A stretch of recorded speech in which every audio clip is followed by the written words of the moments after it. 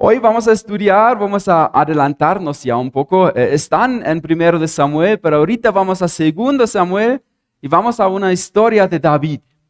Es una historia muy conocida, pueden buscar 2 de Samuel, el capítulo 11.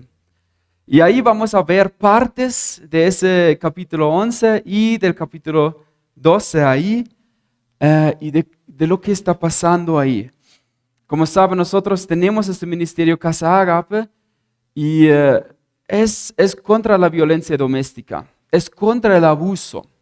Y ahí encontramos una historia que tiene que ver con el abuso del poder, de su posición, de lo que hace David. Es esa famosa historia de David y Betsabé que encontramos acá en el capítulo 11 y eso vamos a estudiar hoy en esa mañana. Vamos a ver cómo él se aprovecha, cómo él hace las cosas mal. Pero lo bueno es en el capítulo 12 viene un profeta, viene Natán, ¿cómo es? Y él corrige ahí. Y vemos ahí cómo Dios actúa en estas situaciones de abuso, ahí en esa situación. Entonces, vamos a empezar. Lo primero que vamos a ver, vemos ahí el primer versículo. Dice ahí, en primavera, que era la época en que los reyes salían de campaña, David mandó a Joab con la guardia real y todo el ejército de Israel para que aniquilara a los amonitas y citaras de la ciudad de Raba. Pero David se quedó en Jerusalén. Ahí vemos la introducción más o menos a esa historia, lo que está pasando, ¿no? Para tener un poco el panorama, nos da ese versículo. Ha sido la temporada de la guerra, ¿sí? Ha sido el tiempo cuando se sabía, ahora pronto nos van a atacar, y igual ellos salieron con sus ejércitos, sabían, ahí nos toca pelear, nos toca luchar, a todos los hombres les necesitamos, vamos, vienen los enemigos, vamos a adelantarnos para que no se entren a nuestro país. Era así en ese tiempo, obviamente así lo describe, era esa época, se sabía, así pasó. ¿Y qué hace David en esa situación, no? Y eso es la introducción que ya nos indica un poco de lo que está saliendo mal. Todos salen, todos se preparan para la guerra. ¿Qué hace David? Él manda a Joab, que vaya él. Yo me quedo. El rey no va como ejemplo adelante, sino se queda cómodo en su palacio, se queda atrás, se aprovecha de sus privilegios. Quiere descansar, no quiere ir, tomar la responsabilidad como los demás. Saben, muchas veces es así, los problemas surgen ahí cuando dejamos de asumir nuestras responsabilidades. Cuando nos desocupamos ahí un poco y ahí se abre la puerta para pecado, se abre la puerta para malas cosas y ahí se abrió la puerta para el abuso que vamos a ver más tarde. Ahí se empezó con eso, que buscó la comunidad, buscó sus privilegios, se aprovechó de su poder como rey, él pudo mandar, no hubo ningún problema. Y lo hicieron, y lo hizo, y todos salieron menos él. Él se aprovecha de su poder. Y eso es lo que se ve en el abuso, en la violencia doméstica. En la violencia física se lo ve. Los hombres tienen poder física, en el promedio tienen más poder físico que las mujeres. Como se dice, la mujer normalmente tiene como 25 a 30% de su peso que tiene, son músculos, ¿sí? 25 a 30. De los hombres, en cambio, son 40 a 50% de todo el peso que tienen, y de verdad normalmente tenemos un poco más de peso, ¿no? De todo el peso que tienen, son músculos. Son físicamente más fuertes, tienen un poder más fuerte. Además, los hombres simplemente por lo física tienen la testosterona, unas hormonas, ¿sí? Que tienen los hombres mucho más que las mujeres, que hacen que pueden pelear, que pueden trabajar duro, que pueden llegar a sus metas, pero al mismo tiempo les puede hacer agresivos. Y hay personas que dicen, como en todo el mundo, si ves a las cárceles, son solo 4% ahí en las cárceles que son mujeres, 4%. Todo esos 96% son hombres. Muy lamentable. Pero es por eso también, pueden ser agresivos, tienen un poder ahí, pero la pregunta es, ¿para qué lo usa? ¿Para qué lo usas ese poder? ¿Para qué se usa su autoridad? Dios nos da una autoridad, le dio una autoridad ahí a David como rey en esa situación. Y él decidió usarlo para su comunidad, para su privilegio. Él dio un rol especial, ser cabeza ahí en el matrimonio, ser cabeza de su familia, lo dio al hombre. Y no está mal eso.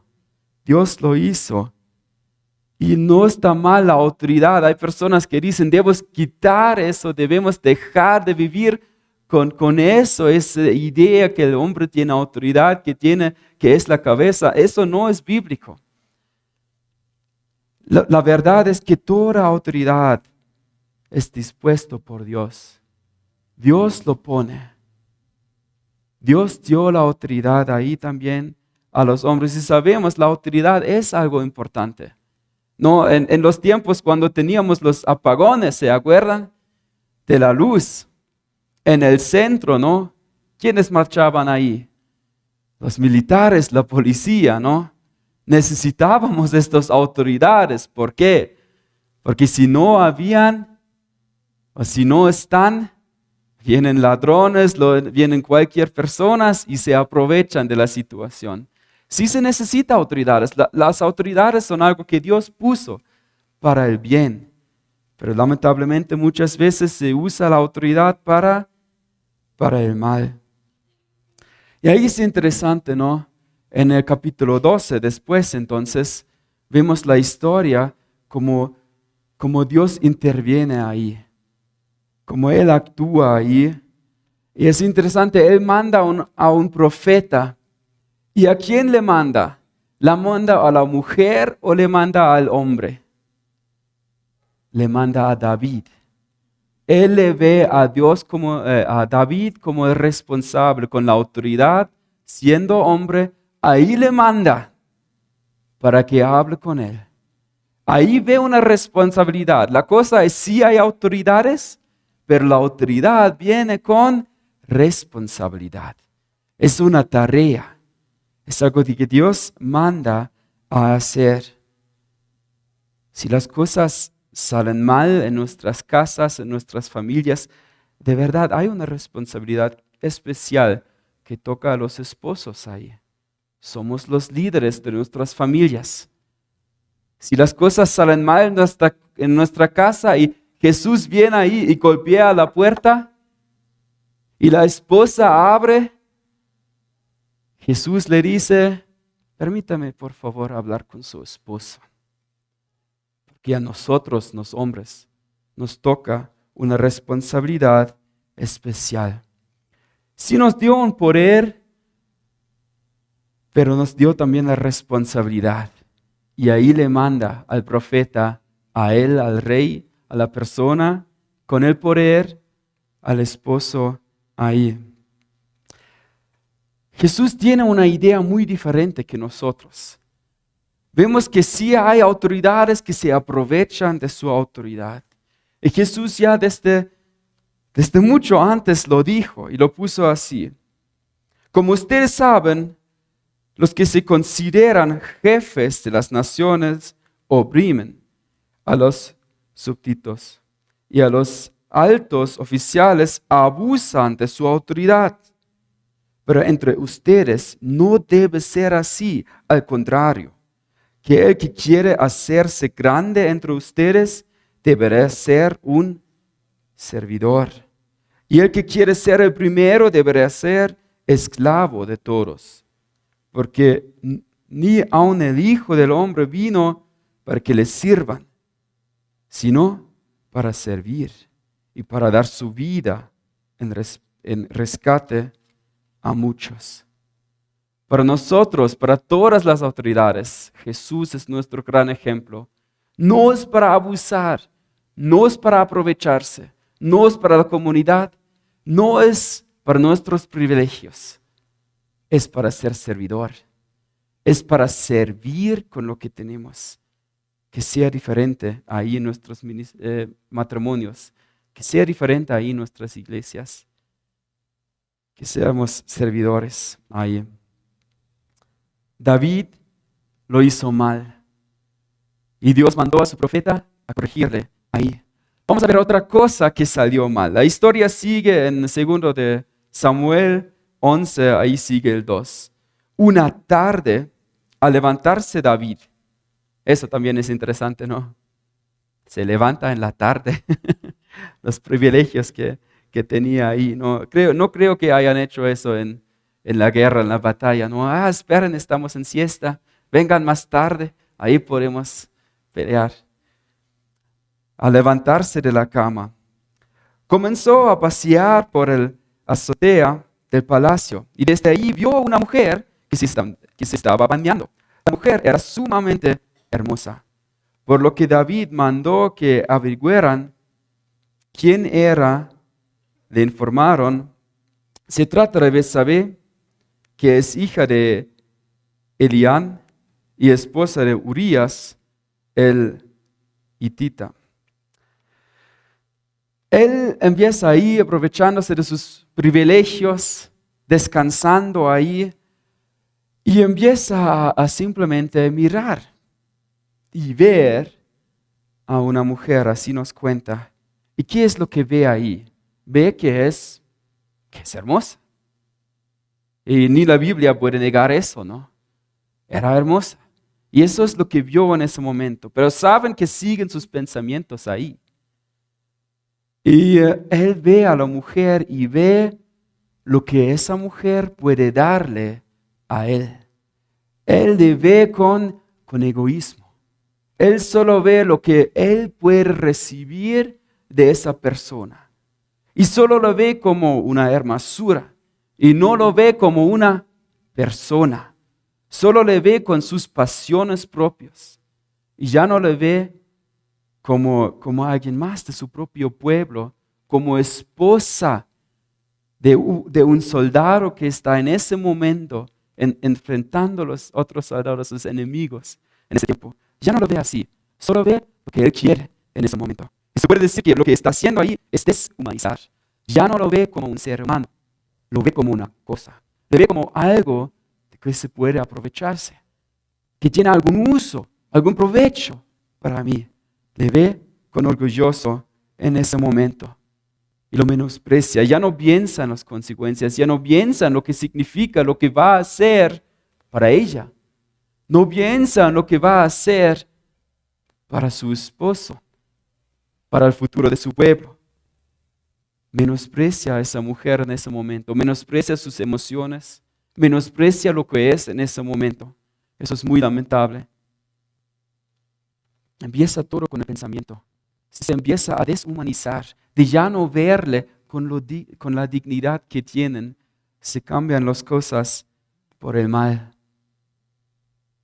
¿Qué creen en Ecuador? ¿Se menosprecia a las mujeres?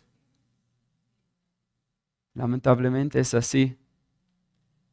Ahí quiero contarles como una experiencia mía. Tengo esposa y tengo 3 hijas, ¿sí? Y cada vez que hablo con alguien y me presento, ¿y tiene esposa? Sí, tengo esposa. ¿Y ya tienen hijos? Sí, ya tenemos hijos. En verdad tenemos 3 hijas. Ya. ¿Y qué es la reacción después? El siguiente varón, ¿cierto? Me dice, ¿no? Siempre lo dicen. Es como de costumbre de acá, ¿no? Y bueno, sí, lo tomo como, está bien, ¿no? Pero ¿qué pensamiento está a veces atrás de eso? ¿No? ¿Por qué es tan importante tener otro varón, no? Si tuviera 3 varones y me presento y digo, sí, ya tenemos 3, de verdad 3 varones. Sí, pero el siguiente mujer, ¿cierto? ¿Me dirían eso? Sí, algunas mujeres tal vez que sí. Pero muchas veces, no sé, ¿por qué lo dicen así? ¿No? Tal vez me pueden explicar. ¿Es solo para mantener el apellido, el nombre? ¿Qué será? Ahí si tengo ya 3, me dirían, ciertamente va a querer tercer porque aún no tiene varón, porque aún no tiene mujer, ¿no? A veces, ¿por qué se piensa así? Sabemos que lamentablemente hay mucho abuso en las casas, que se menosprecia a las mujeres en el trabajo, en las familias, en muchos lugares. Sabemos de los dichos que hay, ¿no? Te habla, te pega, te mata. Marido es, se dice. Qué malo es decir eso, qué malo es pensar algo así. Así no debe ser, así no es correcto, así no es la voluntad de Dios. Sabemos que hoy en día en las redes sociales, ¿no? ¿Qué tipo de mujer se ve muchas veces ahí? Sabemos que muchos hombres están metidos en la pornografía y dicen, al momento que yo quiero, la mujer que yo quiero, por el precio que yo quiero, un clic y no más. Y ya se consume, se consume. Y eso va a ayudar a valorar más la mujer. Eso va a ayudar a entender que las mujeres son seres humanos con dignidad. No ayuda. Ayuda a deshumanizar, a cambiar ahí por el mal. ¿Cómo interviene Dios ahí entonces? Manda a su profeta y le cuenta igual una historia. Le cuenta una historia de 2 hombres. Uno tenía solo una oveja, le quería mucho, le daba de comer de su mesa, era la única que tenía, y el otro tenía muchas ovejas. Y cuando vinieron ahí unas personas a visitar a ese hombre rico, no quería matar ni una de sus ovejas, sino mató la oveja del vecino, de la otra persona, del pobre, que solo tenía uno. Y ahí David mismo dice, debe morir ese hombre que mata a la oveja de otra. Se da cuenta. ¿Por qué cuenta el profeta esa historia? Para ponerse en sus zapatos, para darse cuenta de lo que está pasando ahí, para que realicen lo que es. Al inicio les conté una historia similar, ¿no? Ahí con un perrito, ¿no? Pero sabemos, muchos quieren a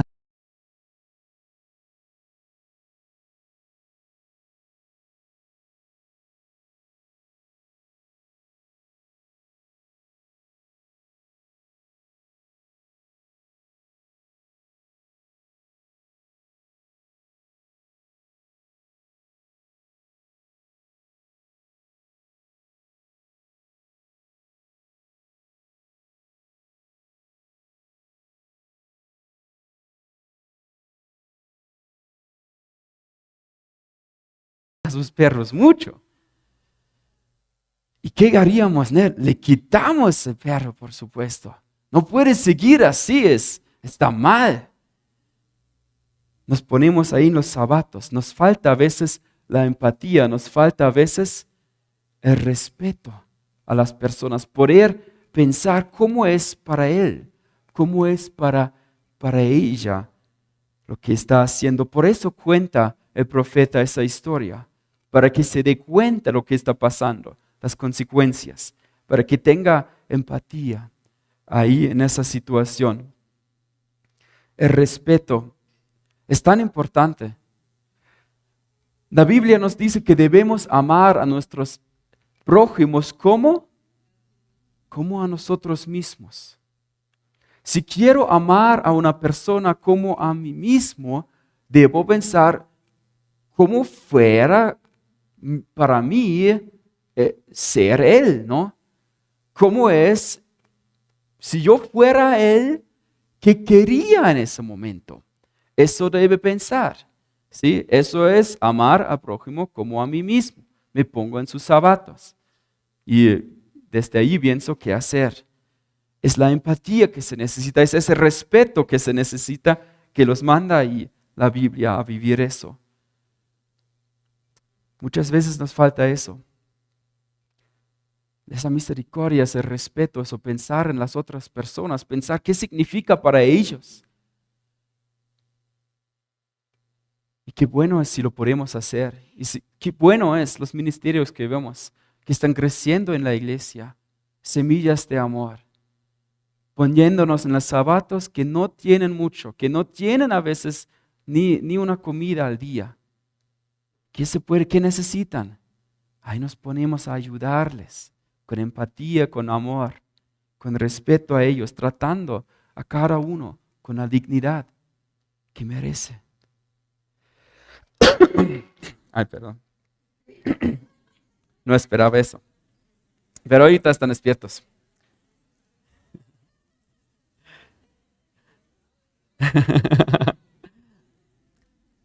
El respeto a las mujeres. Aquí estamos, ¿eh? ¿Sí se despreciaron recién? La cosa es, eso no recién es un problema. Eso ha sido un problema ya en el Nuevo Testamento.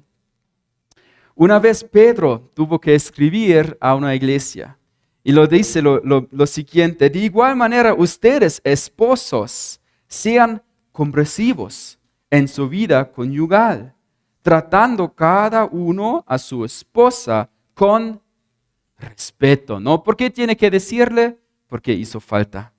Ya que como mujer es más delicada y ambos son heredores del granto de don de la vida.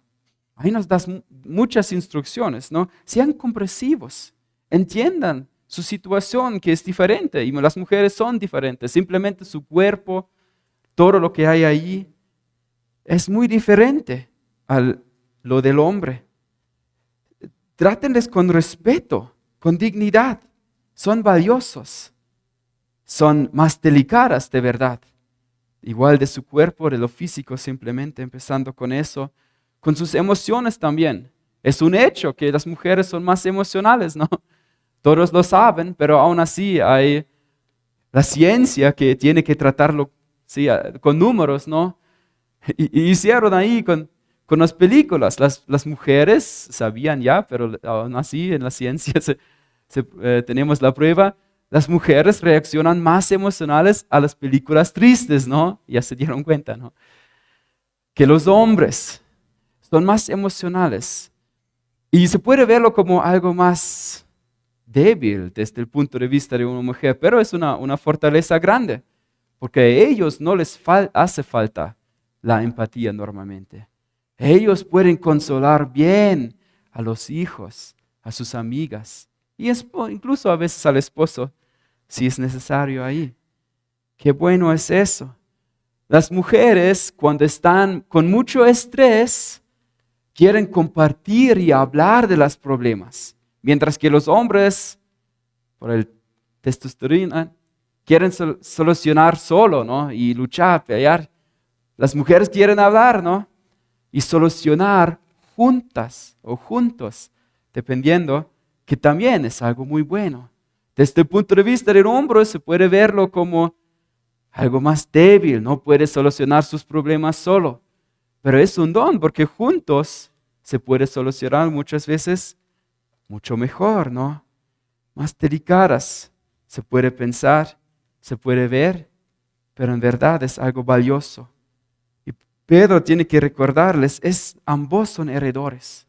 Ambos Dios mandó a su Hijo no solo para los hombres, sino de igual manera para las mujeres. Tratarles con respeto. ¿Han escuchado de The Gentleman? Es como los caballeros, dicen acá. En inglés es gentleman y son dos palabras. Es hombre y es gentil. Gentil hombre. Y la idea es como ser gentil, ¿no? Ser amable con las mujeres, ¿no? Así la foto en las películas se los conoce. Esa idea me gusta mucho. Tratar con respeto. No como decir todos somos iguales, las mujeres son como los hombres, eso es el feminismo, eso no creemos. Son diferentes, pero son valiosos. Y les tratamos con el respeto. les tratamos bien, ¿no? Esas cosas, ¿no? Abrir la puerta, cargar, no sé, el peso que sea, las compras o lo que sea, ayudar ahí en las cosas que se puede. Las diferencias que hay, usarlo para servir a la otra persona, no para oprimir, no para abusar. Ser un gentleman, ser un caballero ahí, me gusta mucho eso. Seguimos en la historia. Vemos que hubo ahí falta de respeto, deshumanizar. Y después sigue y vemos que él usó su poder y forzó la sumisión ahí. Dice en 2 Samuel 11:4, entonces David ordenó que lo llevaran a su presencia. Y cuando Betsabé llegó, él se acostó con ella. Entonces, en una poca frase vemos lo que él hace, ¿no? Él manda y hace lo que él quiere. La Biblia no nos cuenta mucho de lo que hizo Betsabé, si se defendió, si no hizo nada. Tal vez también ahí falló un poco en la responsabilidad que tenía, pero aún así lo que vemos claramente es que David manda, que David usa su poder. Y no sé, él mandó gente, ¿no? No sé a quién mandó para intimidarle o qué será. Le mandó y luego sabemos que mandó a matar a su esposo también. Y las cosas cada vez salieron más mal, peor, ¿no? Eso es lo que hizo él en ese momento. Él sí usa la fuerza, a la fuerza quiere la sumisión de las personas. La cosa es, encontramos, ya he dicho en la Biblia eso, que sí, el hombre tiene una autoridad, tiene ese rol, e incluso la Biblia dice, sométense a sus esposos. Sí lo encontramos ahí. Y a veces ese mismo versículo se usó mal, a veces en la consejería. Se les dijo a las mujeres que sufren del maltrato, que sufren de la violencia, ahí simplemente tienes que someterte más. Y ahí las cosas se van a solucionar. Sométate más. Y al final lo que le dicen es, cállate, no digas nada. No digas nada. Sufra en violencia. Eso es lo que Dios quiere. Pero no es así, es un Dios de justicia. A veces se dio ese consejo y si les decía a las mujeres que no te pega por nada, habrá alguna razón. Y a la final se echa la culpa a la mujer ahí, ¿no? Se dice, es tu culpa que se comporta como se comporta, pero en verdad no hay ninguna excusa por la violencia. Incluso si le provocas y pelea y golpea, sigue siendo todavía él golpeando y ser violento. No está mal, no está bien provocar, por supuesto que no, pero aún así, la violencia no es excusa. Dios juzga eso, está mal. Vemos como Dios manda a su profeta y como Él quiere solucionar. Es interesante, el profeta llega, le cuenta esa historia y después dice, tú eres el hombre. Así dice el Señor. Y ahora dice algo interesante. Yo te ungí como rey sobre Israel y te libraré del poder de Saúl y te di el palacio y tu amo y pues sus mujeres en tus brazos. También permití gobernar a Israel y a Judea y por si esto hubiera sido poco, te habría dado mucho más. Eso es lo que dice Dios primero. Y lo interesante es, ¿no? ¿Qué es lo que quiere Dios ahí? Dios quiere que David igual se someta ante Dios. Y Dios no usa en primer lugar ahí la fuerza, sino Él usa el amor. Él quiere vencer nuestro corazón, conquistar nuestro corazón con su gran amor. De verdad, todos los discípulos, los apóstoles, su mensaje, el evangelio ha sido las buenas noticias. Ha sido un mensaje de amor para los demás. Eso fue su motivo. Los cristianos, los hijos de Dios, no le obedecen por temor, por miedo, sino más por amor a Él. Eso es su motivo en nuestro corazón, más que todo. Eso es lo que nos impulsa, que nos mueve adelante. El profeta trata de ganar a David, mostrarle el gran favor que Dios tenía con David. Así igual eso debe ser un ejemplo para los esposos. La sumisión ha de ser voluntariamente, por amor, por respeto al hombre. Y ese amor, ese respeto, queremos ganar. Efesios 22 dice, esposas, sométense a sus esposos. Sí lo dice ahí.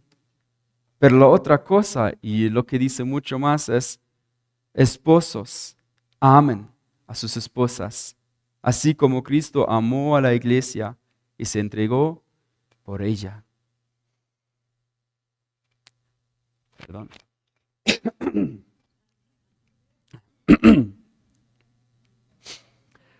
La responsabilidad de los esposos no es someter a las mujeres.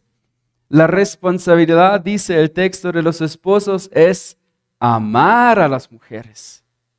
Y ahí el papel de la mujer es que sea lo suyo. Eso es nuestro deber. Queremos conquistarles con amor, con nuestro ejemplo. Que nuestra fortaleza sea para su descanso. Que los hombros del hombre sea para su comodidad, para descansar ahí.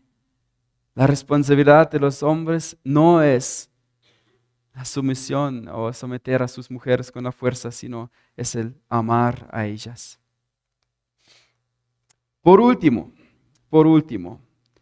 leemos 2 Samuel 11, el 4. Solo una parte dice simplemente ahí, después de esto, ella volvió a casa, como si nunca hubiera pasado nada, tranquilo. Ahí sin consecuencias, ¿no? Él usa su poder y parece que nadie dice nada ahí en ese momento. Ni un siervo ahí, ninguna persona ahí, no dice nada en contra del rey. No hubo ninguna consecuencia en ese tiempo. Y pasa el tiempo y no hubo consecuencia. Cuando Natán llega a David, ya hubo el bebé, ¿no? Entonces por mínimo como 9 meses han pasado ahí y no ha pasado nada, no hubo consecuencia. Ninguna otra persona le dijo nada, parece. Incluso después no mató al esposo y intentó otras cosas ahí. Le dejó sin consecuencias y ahí se empeoraron las cosas. Lamentablemente hoy en día no hay pocas consecuencias y a veces hay mucha vergüenza de hacer algo contra los hombres, contra la violencia que hay en las casas. No siempre son los hombres, no pueden ser también otros parientes ahí. Lamentablemente vemos eso, que no hay las consecuencias y por eso no pasa nada. Pero es importante que hayan consecuencias para que se cambien las cosas. En unos estudios que se hizo acerca de las adicciones, se dieron cuenta en los casos de adicción, si hay una persona adicta a las drogas, al alcohol, que muchas veces en su contexto, en su sistema, en su familia, hubo mínimo una persona que como intentó de salvar al adicto de todas las consecuencias malas, ¿no? Trataba de engañar, de protegerlo de todo el mal, de todas las consecuencias que podrían pasar. Y de verdad, una vez he escuchado también de un caso donde hubo una persona que consumó drogas y un familiar ahí le pagaba las drogas para que él no se haga delincuente, ¿no? Pero pregunta, ayudando de esta manera, ¿en verdad ayuda a la persona? No lo hace. Muchas veces entendemos mal el amor y no queremos que se sienta mal o que haya alguna, no sé, que se ofenda ahí. No queremos eso, pero no le ayudamos en verdad, porque debería sufrir de las consecuencias ahí. Y cuando Dios interviene, viene un castigo, vienen muchas consecuencias ahí. Dice un castigo, entre otros: por eso la espalda jamás se apartará de tu familia, pues me despreciaste al tomar la esposa de Uría el hitita para hacerla tu mujer.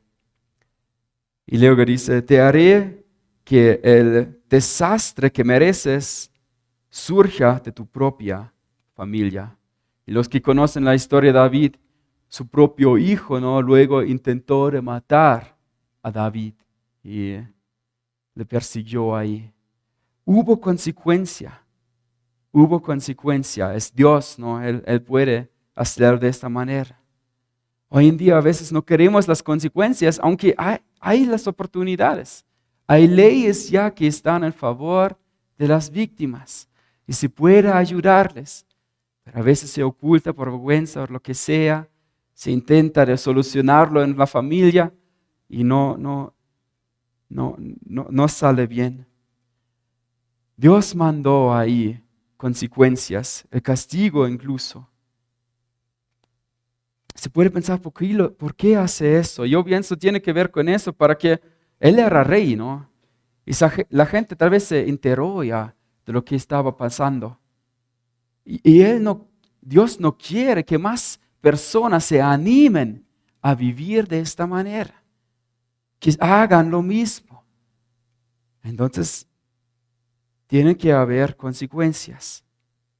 Él quiere que David mejore, que no siga en lo mismo. Por eso mandó consecuencias. Y además, Él no quiere que David haga lo mismo otra vez con otra mujer, con otro esposo. Que se repita eso. No solo pensar en sí mismo, sino también para proteger a otras personas. Y da estas consecuencias ahí. Vimos entero eso. Algunas cosas. Perdón, ¿puedes volver por favor a la última? Vemos en la historia de David que está aprovechando de su poder. En verdad, nosotros, la Biblia nos dice, debemos servir con el poder. Vemos que él ve a la mujer y ve lo que él puede recibir ahí. Pero en verdad nosotros deberíamos respetar, ponernos en los zapatos de ellas, tener empatía, tratar así como caballero. Vemos que David usa su poder para la sumisión forzada. Pero Dios en verdad lo que más quiere es que le servimos con amor y no con temor y voluntariamente. Eso es lo que manda también al matrimonio. Que amemos, eso es nuestro deber. Y por último, primero no hubo consecuencia, las cosas se empeoran.